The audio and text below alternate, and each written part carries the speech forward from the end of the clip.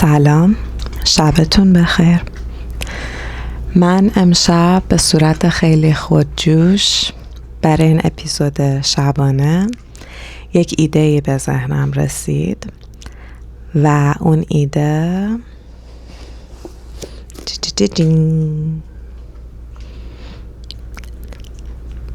بله، کتاب بامداد خماره. شاید باورتون نشه ولی من کتاب از ایران آوردم و من الان 16-17 ساله که از ایران اومدم اینجا و این 16-17 ساله که با من بوده و احتمال 90% میدم که نخوندمش. من وقتی از ایران اومدم یه سری چیزایی که با خودم آوردم یه سری کتاب رندوم توش بود که اینم یکیش بود که وقتی من دیدم سریال بامداد خمار توی اینستاگرام اومده و اینا گفتم کاور این کتاب خیلی آشناست، من فکر کنم کتابو دارم و دیدم که بله و ایدم اینه که این کتابو با شما بخونم، نه به صورت نقد ادبی و اینا، همونجوری که آدم کتابو میخونه به صورت عادی بخونم، شاید وسطاش یه کامنتری بدم انگار که مثلا مثل یه ریاکت رفتم به ویدیو ولی ورژن کتابش. سریالش هم ندیدم، همین دیگه بخونیم ببینیم چی میشه. آماده این؟ و فکر کنم که به هر کاراکتری که رسیدیم من اون بازیگری که نقشش رو پیدا میکنه رو پیدا کنم که بتونیم تصور کنیم که اون کاراکترش شکلیه. بسم الله الرحمن الرحیم. بامداد خمار، فتان حاج سید جوادی ملقب به پروین. این کتاب نسخه یعنی چاپ 54 رومه و سال 1393 نشر شده. به همسرشون هم تقدیم کردن. بعد اینو دست کنم اینجا که دستم آزاد باشه. صفحه اولش یه شعره، امیدوارم که فارسیم نم نکشیده باشه. دیدی ای دل که غم یار دگر بار چه کرد، چون بشد دلبر و با یار وفادار چه کرد. آه از آن نرگس جادو که چه بازی انگیخت، وای از آن مست که با مردم هوشیار چه کرد. اشک من رنگ شفق یافت ز بی مهری یار، طالع بی شفقت بین که در این کار چه کرد. برقی از منزل لیلی بدرخشید سحر، وه که با خرمن مجنون دل افگار چه کرد. ساقیا جام میم ده که نگارنده غیب، میم یعنی مستی، نیست معلوم که در پرده اسرار چه کرد. آنکه پر نقش زرین دایره مینایی، کس ندانست که در گردش پرگار چه کرد. فکر عشق آتش غم در دل حافظ زد و سوخت، یار دیرینه ببینید که با یار چه کرد. حافظه.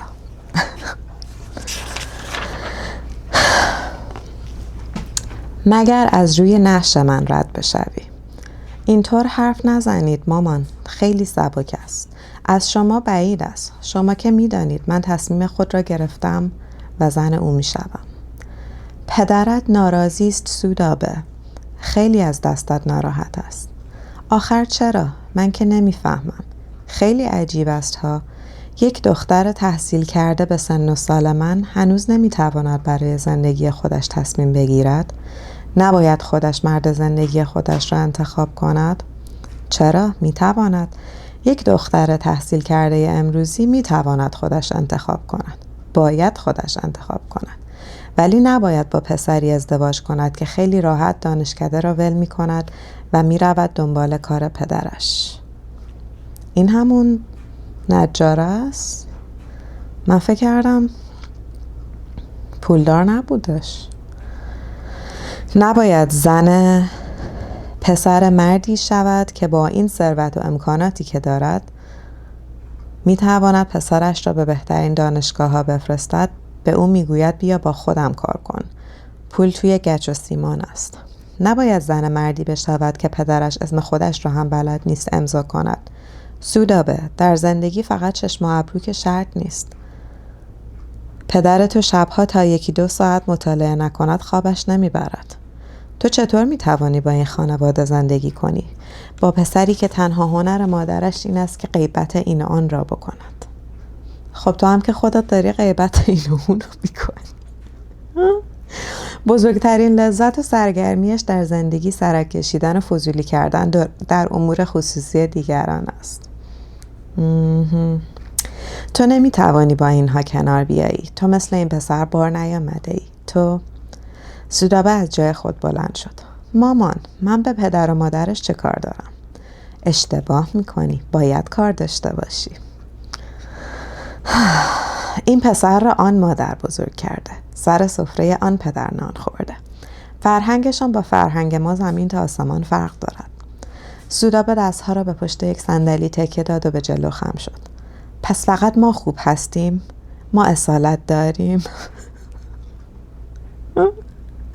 همه انن ما خوبیم خودمونه. فرهنگ داریم، استخوان داریم، ولی آنها ندارن. ما تافته جدا بافته هستیم. آره سودابه جون، همه انن شما خوبین.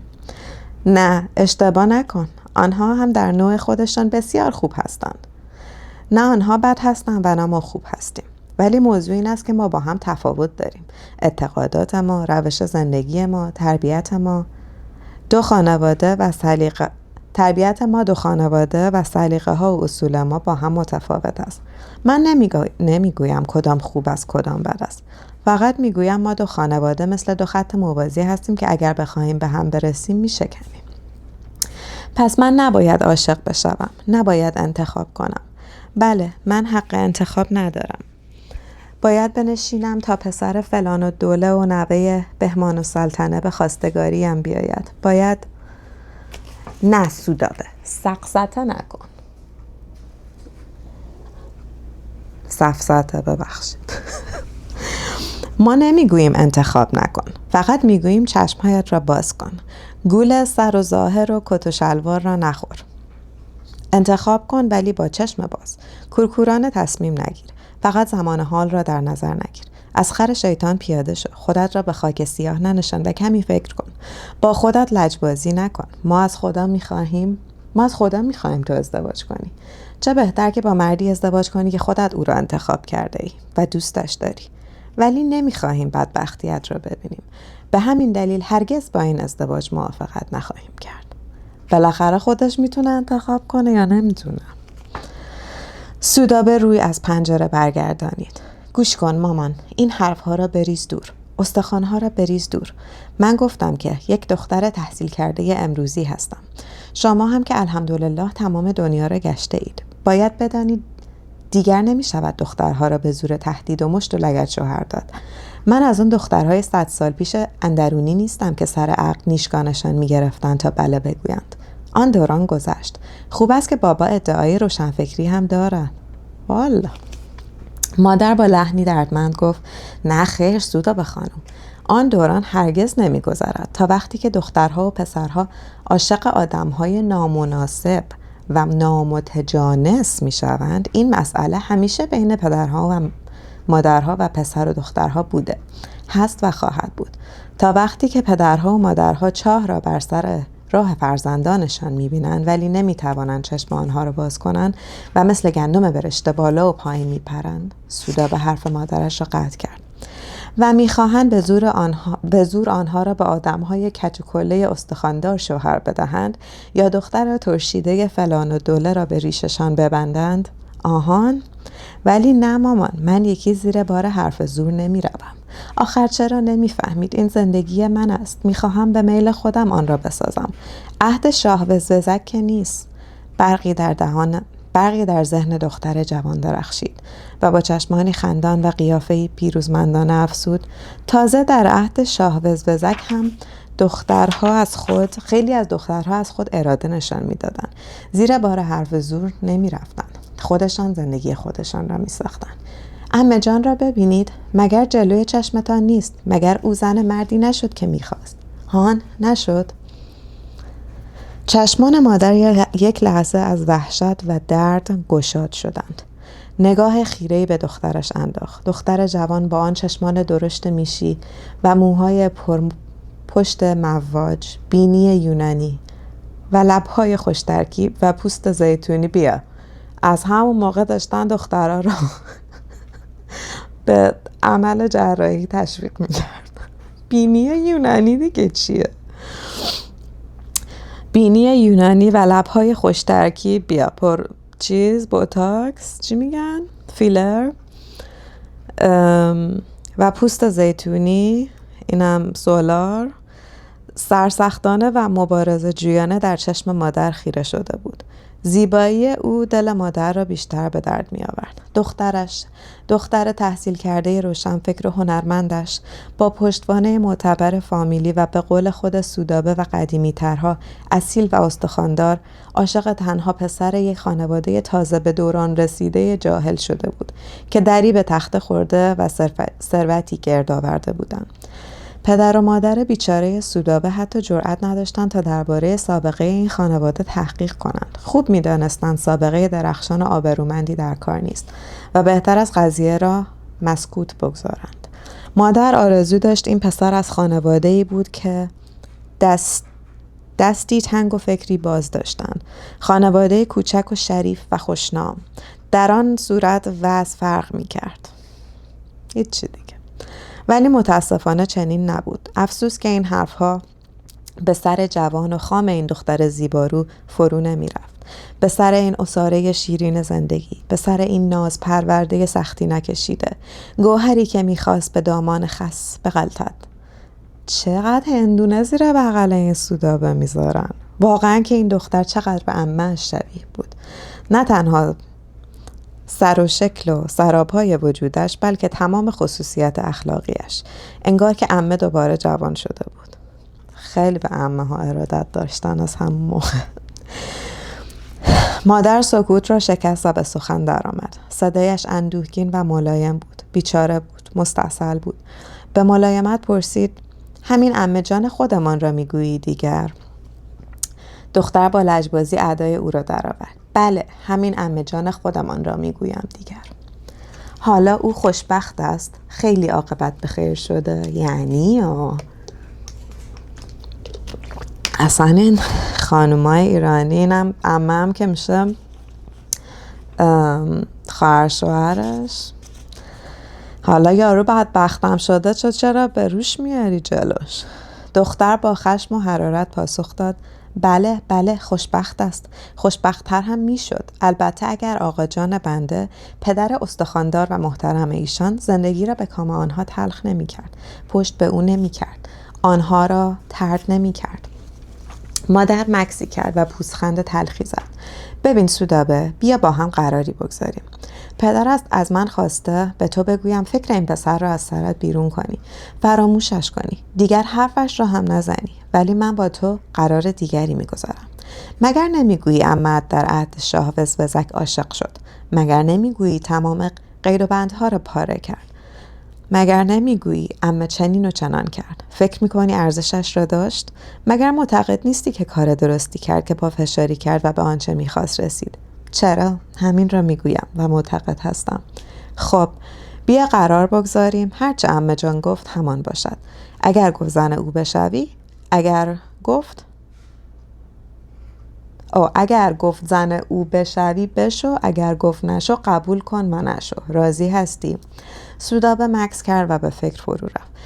یک لحظه سر خود را بلند کرد و با شک و تردید به مادرش نگریست. باز فکری کرد و گفت: به شرط آنکه شما او را پر نکنید. یعنی چه؟ نمیفهمم. یعنی یادش ندهید که برخلاف میلش عمل کند و به من بگوید این کار را نکنم. مادر خندید. خوب است که عمه جانت را میشناسی. نسخه دوم خودت هست. من هم پرش بکنم باز کار خودش را میکند. هر کاری را که صلاح بداند و دلش بخواهد میکند. نه پس کاری که تو صلاح بدونی رو میکنه.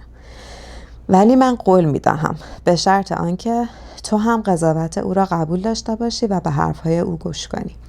بعد آزاد هستی. به قول خودت این زندگی توست. اگر دلت میخواهد خودت را توی آتش بیاندازی، بیانداز. مادر از جا برخاست تا از اتاق خارج شود. دختر دردمند و خشمگین با لحن قهرآلود دختری که عزیز خانواده است پرسید: باز قهر کردی مامان؟ هر بار که میایی مثل دو آدم تحصیل کرده و فهمیده در این باره صحبت کنیم شما باید قهر کنیم. قهر نکردم سودابه، میروم عمه جان را بیاورم. او عمه جان اونجا نبودم، فکرم جلو عمه جان اینجوری حرف میزدم. سودابه لبها را به هم فشرد، روی صندلی نشست و آماده ستیز با عمه جان شد. چرا؟ آفتاب عصر زمستان از پشت پرده تور بقالی های رنگین اتاق میتابید. ببخش من قول آب بخورم. کتاب حافظ پدر روی میز منبت‌کاری وسط اتاق باز بود. تابلوهای نقاشی که دیوارها را زینت می‌دادند همه اصل بودند. کتابخانه پدر سر تا سر یک طرف دیوار اتاق نشیمن را می‌پوشاند و این به غیر از کتابخانه‌ای بود که در اتاق خواب خود داشت. باغبان از صبح زود برای هرس درختان و سمپاشی آمده بود. استخر در جلوی ساختمان برخلاف تابستان ساکت و غریب افتاده بود. بر بوته‌های گل‌های سرخ معروف ایرانی حتی یک گل هم نبود. همه هرس شده و کوتاه در انتظار نسیم بهار بودند. امسال خوشبختانه هوا چندان سرد نشده بود. درختان چنار همچون بارویی دور تا دور حیاط 600 متری را پوشانده بودند. چقدر فخر! آفتاب اول زمستان بر برگ‌های سرخ و زرد آنها سایه روشنی مطبوع به وجود آورده بود. لای دری که به حیاط میرفت گشوده بود و نسیم سردی از در توری جلوی آن عبور می‌کرد و از آنجا به اتاق نشیمن که اکنون سودابه در آن نشسته بود وارد می‌شد. دختر جوان آن را با حرص و ولع استشمام می‌کرد زیرا که دل درون سینه‌اش می‌سوخت. کف راهرو و اتاق با پارکت پوشیده شده بود و هر جا که مناسب بود قالیچه‌های رنگی کرک و ابریشم افکنده بودند. بدون شک مادرش نه تنها زیبا بود بلکه ذوق و سلیقه سرشاری نیز داشت. این زن خوش‌سیمای شیک پوش و جذاب که این همه برای شوهرش عزیز و لوس بود، زنی که در زندگی راحتش هرگز گردی از اندوه بر چهرهش ننشسته بود مگر زمانی که پدر با اتومبیل در جاده شمال تصادف کرد و در آن زمان گویی این زن مرد و دوباره زنده شد. چون ماجرا به خیر گذشته بود. اکنون چنان راه می رفت که انگار تحمل وزن بدن خود را روی پاهای کشیده و خوشتراشش نداشت. مامان بولیز سفید آستین بلند و دامن سیاه پلیسه به تن داشت و ژاکت سفید کشمیری بر دوش انداخته بود. موهای زیتونی رنگش کوتاه و مرتب بودند. بابا دوست نداشت مامان موهایش را رنگ کند. مامان به نظر او احترام گذاشته بود. آهسته از اتاق خارج شد و صدای دمپایی‌های طبیش در راهرویی که به اتاق عمه جان میرفت کم و کمتر شد. رایحه عطر ملایمی از او در اتاق به جا ماند. در طبقه همکف بجز سالن مهمانخانه و ناهارخوری و اتاق نشیمن فقط یک اتاق دیگر وجود داشت. اتاق عمه جان. اتاقی که پنجره کوچکی رو به باغچه داشت. بقیه اتاقها در طبقه بالا بود. اتاقهای خواب، اتاق کار پدر، اتاقی که بچه‌ها در آن درس می‌خواندند یا بازی می‌کردند. خانه حکایت از ذوق سلیم و روح لطیف صاحب خانه اش داشت. پولم داشت دیگه. پدر اهل هنر بود و شعر میگفت. زیاد مطالعه میکرد. مامان نقاشی میکرد. البته نقاش چندان زبردستی نبود ولی اهل ذوق بود و همیشه او را در چشم سودابه بیشتر محکوم میکرد. ببخشید. چگونه این آدم‌های خوش‌ذوق که این همه ادعای هنردوستی و خوش‌طبعی می‌کردند می‌توانستند از جادوی عشق غافل باشند و احساسات او را نادیده بگیرند؟ چطور می‌توانستند او را از ازدواج با مردی که دوست داشت منع کنند؟ مدتی طول کشید. سودابه هر لحظه بیشتر عصبانی می شد. مامان دارد او را درس می دهد. خیال می کنند من بچه هستم. بگذار هر چه دلشان می خواهد بگویند. من صدای تق تق اعصاب بلند شد. عمه جان با مامان می آمد. مامان زیر بغل او را گرفته بود. عمه جان بلوز و دامن پشمی قهوه‌ای و جوراب کلفت پوشیده بود. یک روسری کوچک قهوه‌ای و کرم بر سر کرده و در انگشت سپید پرچروکش یاد مام بزرگم افتادم، ببخشید. یک انگشتر ظریف عقیق داشت. چشمان میشیش که دیگران میگفتند روزگاری درشت بوده است، از زیر عینک با محبت میخندید. کفش پارچه‌ای راحتی به پا داشت و قدم برداشتن و حرکت به جلو برایش جان کندن بود. قدش 2 شده بود. سنش حدود 80 بود و کسی نمیدانست چند سال. با این همه گوشش خوب میشنید و درکش قوی و حواسش به جا بود. مثل همه آدم‌های مسن خاطرات گذشته را بسیار روشن‌تر از اتفاقاتی که دیروز یا 1 ساعت پیش روی داده بودند به یاد می‌آورد و از آنها برانگیخته می‌شد. چه شکلی بوده؟ زمان جوانیش چه شکلی بوده؟ زیبا، بلند و خوش‌برارو. از این ظاهر فعلی که نمیشد چیزی فهمید. همه میگفتند که سودابه شبیه جوانی‌های عمه جان است که البته به سودابه برمیخورد، ولی هرگز به روی خود نمی‌آورد، زیرا که عمه جان را صمیمانه دوست داشت. این مشتی پوست و استخوان بی‌آزار که فقط هنگامی ظاهر میشد که حضورش ضروری بود، زمانی که سودابه کوچکتر بود، هر وقت مامان و بابا مهمان داشتن و یا به مهمانی میرفتن، سودابه و خواهر و برادرش را به رغم وجود کلفت و پرستار، به رغم سینما و تلویزیون و کتاب‌های گوناگونی که در خانه بود، به اتاق عمه جان میرفتن و پایین تخت خواب او کنار پاهای لاغرش مینشستند تا برایشان قصه بگوید یا با اسباب و اساس اتاقش ور میرفتند. مامان اگر میدید آنها را دعوا میکرد. بچه ها نباید به چیزهای عمه جان دست بزنید. فضولی نکنید. عمه جان میخندید و میگفت ولشان کن ناهید جان، خودم اجازه دادم. فقط یک صندوقچه کوچک در گنجه اتاق عمه جان بود که از اکتشاف و بازرسی بچه ها به دور مانده بود. نه اینکه غافل شده باشند و یا بارها تصرفش نکرده باشند و به جای چارپایه برای اینکه دستشان به طبقات بالاتر برسد زیر پایشان نگذاشته باشند، بلکه به این دلیل که همیشه در آن قفل بود و هرگز به عقل کوچک آنها نمی رسید که از عمه بپرسند درون جعبه چیست.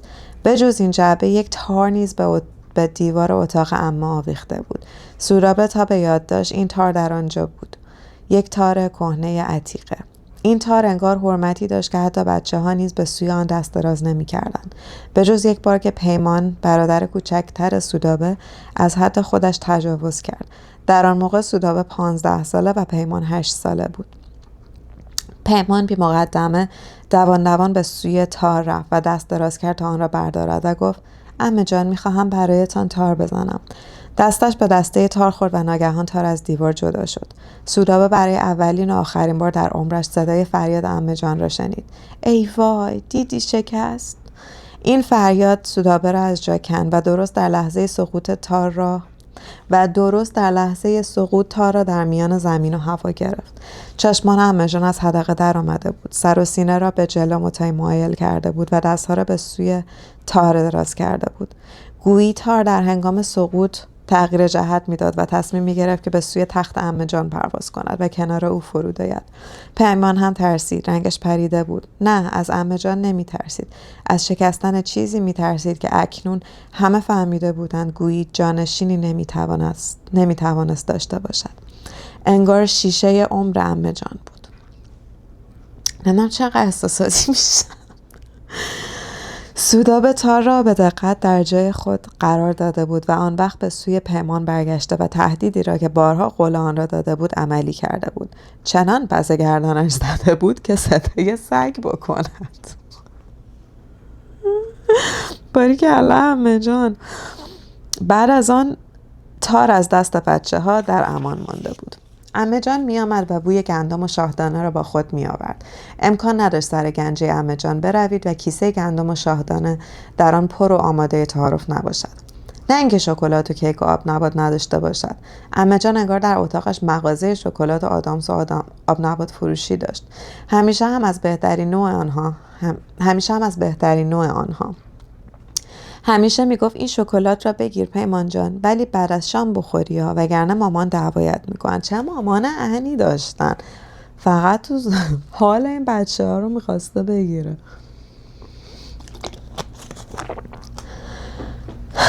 چقدر مونده؟ خب کم مونده از این فصل، با من یاری کنید. یا سودابه آدامس میخواهی یا آب نبات؟ و یا رو به خواهر کوچکتر سودابه میکرد و میپرسید سپیده جان تو آدامس میخواهی یا شکلات؟ من گندم و شاهانه میخواهم عمه جان. و هر سه در یک نشست ته کیسه گندم و شاهدانه را بالا می آوردن و باز فردا روز از نو روزی از نو. بیا انقدر این بچه ها رو عقده‌ای کرده ته همه چی در می آوردن. گاه بچه ها در حیرت بودند که در صندوقچه عمه جان چیست، دیگر چه خوراکی می تواند در آن پنهان شده باشد، ولی چون عقلشان به جایی نمی رسید رهایش می کردن و پی کار خود می رفتن.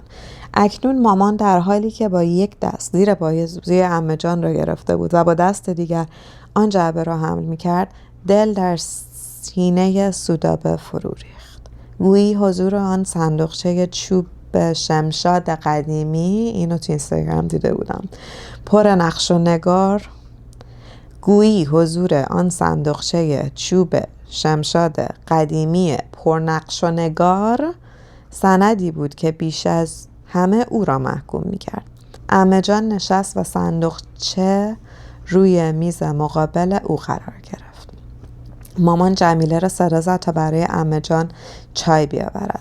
یک ظرف کریستال کوچک پر از بیسکویت روی میز بود. عمه جان رو به سوی زن برادرش کرد و پرسید داداش خانه نیست؟ چه سوال بی‌معنایی. جای اتومبیل برادرش در گاراژ ته حیاط کنار اتومبیل ناهید خالی بود. جای اتومبیل برادرش در گاراژ ته حیاط کنار اتومبیل ناهید خالی بود. رفته بیرون. کجا رفته؟ رفته اسکی. پیمان و سپیده را برده اسکی. چه چوسیا. ولی سودابه خوب می‌دانست که بابا رفته تا مادر و دختر بدون حضور او در صورتی که بر سر یکدیگر فریاد بکشند او مجبور به دخالت و اعمال قدرت نشود. بی خیال. خالشان رفته اسکی واقعا. جمیله چای آورد و رفت. مامان هم به دنبالش رفت و در حالی که در اتاق را می‌بست گفت نصیحتش کنید. شما را به خدا نصیحتش کنید. سکوت در اتاق برقرار شد. سودابه از اینکه عمه جان تظاهر به ندانستن می‌کرد خسته شد و با عصبانیت گفت خب نصیحتم کنید دیگر عمه جان. باز هم عمه جان ساکت بود. مامان میگوید اگر شما موافقت کنید آنها هم موافقت میکنن و اگر نکنید آنها هم موافقت نمیکنن. به عمه جان مینگریست. یک کلام بگو جانم را خلاص کن، آره یا نه. ولی عمه جان ساکت و گرفته بود. از پنجره به بیرون مینگریست. عاقبت با صدای گرفته انگار که با خودش حرف میزند آهسته گفت آخر وقتش رسید. چی؟ عمه جان برگشت و به او خیره شد. من چه کاره هستم که به تو بله یا نه بگویم دختر جان؟ من فقط قصه خودم را میتوانم برایت بگویم. آن وقت این تو هستی که باید تصمیم بگیری. سودابه با بی‌حوصلگی گفت عمه جان 100 دفعه از این قصه ها برایم گفته اید. قصه شیطانی های خودتان را که بچه بودید برایم گفته اید، ولی نه جانم، اصل کاری را نگفتم. آن را گذاشته بودم برای امروز. اگر یک بار اصل آن را می گفتم دیگر نمی توانستم جلوی خودم را بگیرم. سالی 100 بار تکرارش می کردم. خب پیری و بی همدمی است دیگر. آن وقت دیگر آن اثری را که باید داشته باشد نداشت. عمه جان باز ساکت شد. بعد بی مقدمه پرسید خیلی دوستش داری؟ آخ آره عمه جان، خیلی، ولی هیچ کس نمیفهمد. چشمان عمه جان برق زد. یک لحظه انگار که چشمانش جوان شد. جوان، درشت، میشی و درخشان. آیا این واقعا نگاه عمه جان بود یا سودابه تصویر خود را در چشم او دیده بود؟ حالا میفهمید که چرا میگویند سودابه شبیه عمه جان است.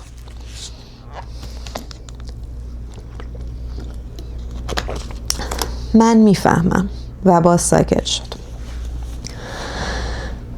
سودابه آهی کشید که شبیه به نفس کشیدن بود، یا نفسی که به صورت آه بیرون آمد و عمه جان لبخند زد. سودابه جانم، مواظب باش، خیلی مواظب باش. کاری نکن که عاقبتت مثل من بشود.